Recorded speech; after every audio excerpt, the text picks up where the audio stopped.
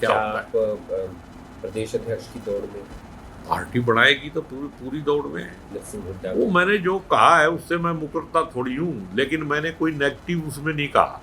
हुड्डा साहब के बात पूछा उन्होंने तो मैंने उसी को अच्छा आदमी कहा, भाई अच्छा नेता है, लेकिन जो गलती है तो गलती है। संगठन तो जल्दी बन जाएगा, अभी तो डिस्ट्रिक्ट की आ रही है और उसके बाद जब स्टेट की आएगी तो हम भी प्रयास कर रहे हैं, जैसे भी होगा देखेंगे उसमें क्या होता है। आप प्रदेश अध्यक्ष की दौड़ में पार्टी बढ़ाएगी तो पूरी दौड़ में है। पार्टी ने जिम्मेदारी देनी है, हम जिम्मेदारी लेने के लिए तैयार हैं। जिला की लिस्ट देरी क्यों हो रही है? ऐसा देरी मेरे ख्याल में देरी नहीं हो रही है, लगभग तय है, लेकिन देरी होनी भी चाहिए।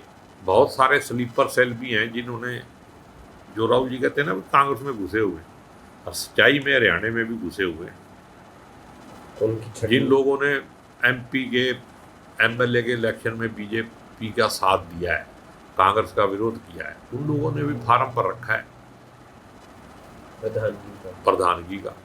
तो ऐसे लोगों को जांच लेना चाहिए।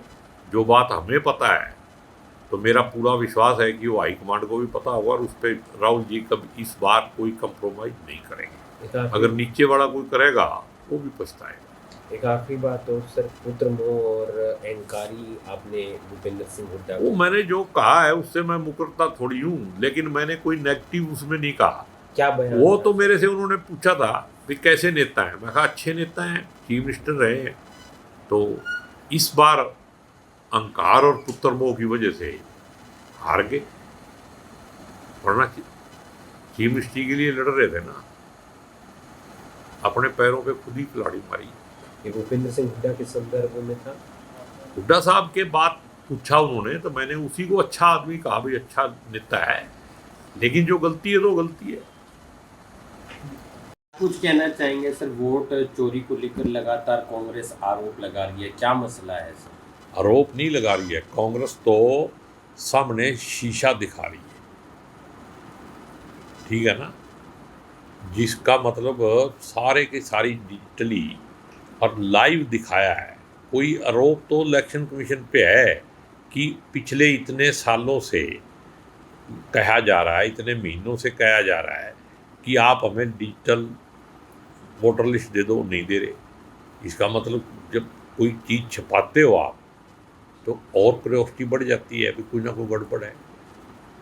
तो महाराष्ट्र में क्या हुआ, हरियाणा में क्या हुआ, वो एक अलग बात है, लेकिन कर्नाटका में एक असेंबली